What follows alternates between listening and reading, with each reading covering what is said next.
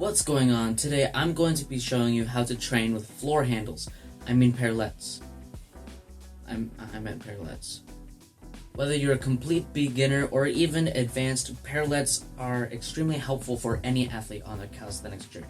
But before we get into training, we need to go over why you need to train with parallettes. Starting off, the first thing that you'll notice about parallettes is the higher wrist placement compared to the floor. This creates more distance from your torso to the floor, increasing your range of motion, which also increases your time under tension. This is going to make your movement significantly harder because your muscles are under tension longer. Also allows for a better stretch on the bottom of the position, also making the movement more difficult. Doing your movements on parallettes can be a great progression if the movement on the floor is too easy.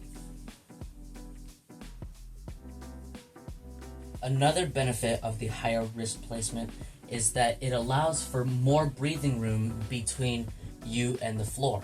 This makes movements like the L-sit and the tuck planche significantly easier, but we'll go over those later in the video.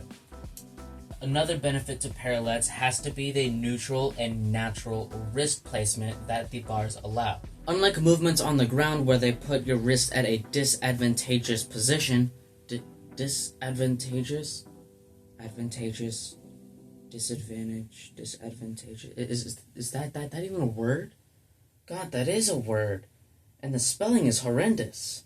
This natural wrist position helps prevent joint pain and strain, so you can bring your sets to fatigue before your joints give out. Parallettes are also a huge helping factor if you had joint and wrist pain beforehand. If you've heard about knuckle push-ups being the cure for your wrist pain, give your knuckles a break and just use parallettes. Another reason to train with parallettes has to be the grip factor. Their handle-like nature allows for not only more force output, that being able to grab on whatever you are pushing or pulling allows for more force output, but also being able to incorporate your forearms in the movement can help with that mind-muscle connection depending on what movement you're executing. And that is why I call them floor handles. Now, I know they're called parallettes, but I've also seen them been called P-bars and even candlesticks. I don't know what to call these anymore. And now that we know how incredibly useful these things are, we can move on to training. First of all, parallettes can be used in just about every pushing movement possible to increase your strength in that movement, your range of motion, and just your overall ability to perform that. Training your pushing movements on parallettes and then moving on to the floor makes the floor movements seem like a walk in the park. And the first thing we are going to be training is the L-sit, an incredibly impressive looking skill and incredibly easy to unlock. Training for the L-sit will undoubtedly improve your scapular control along with your core strength and endurance. To get in a position, keep your scapula protracted and depressed, or just push your shoulders forward and down. Rotate your pelvis, activate your core, lift your legs, and hold. Now, if you can't do an L-sit yet, there are plenty of progressions that'll help you train for it. Starting off with floor raises to increase your pelvic control and build that core strength. And then we have an actual L-sit variation, the tucked L-sit.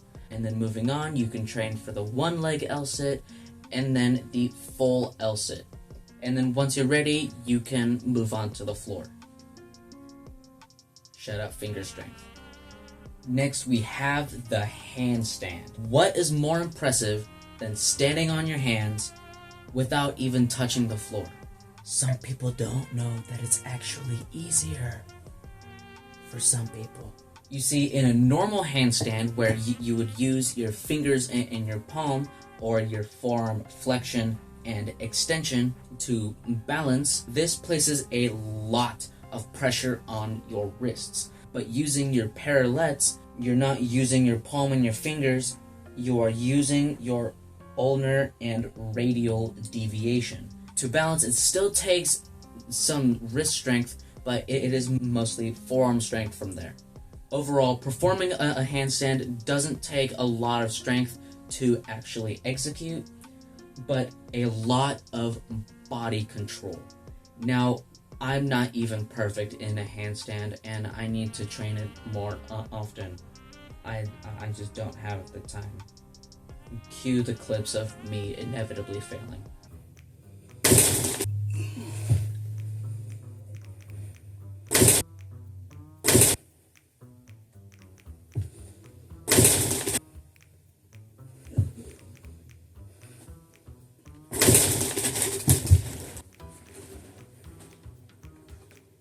And next we have the tuck planche.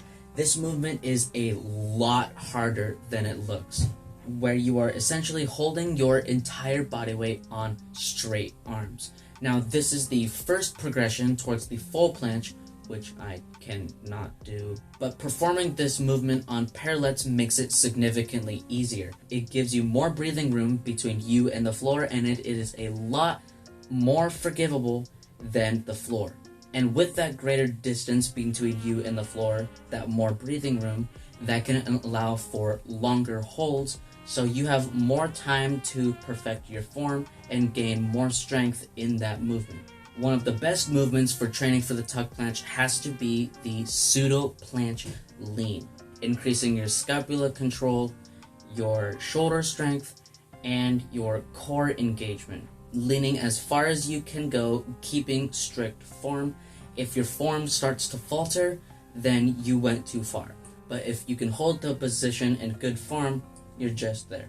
And then moving on to pseudo push-ups, it is no longer a static movement, but a movement with a eccentric and a concentric.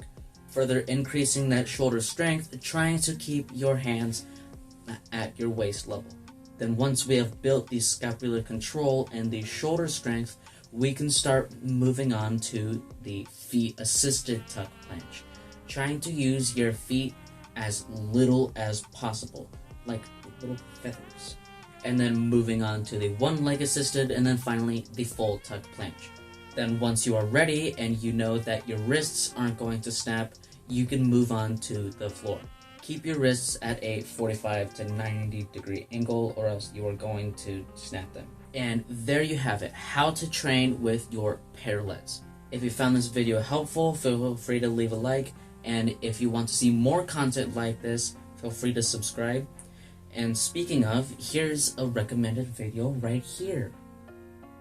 And as always, don't look for excuses, look for opportunities.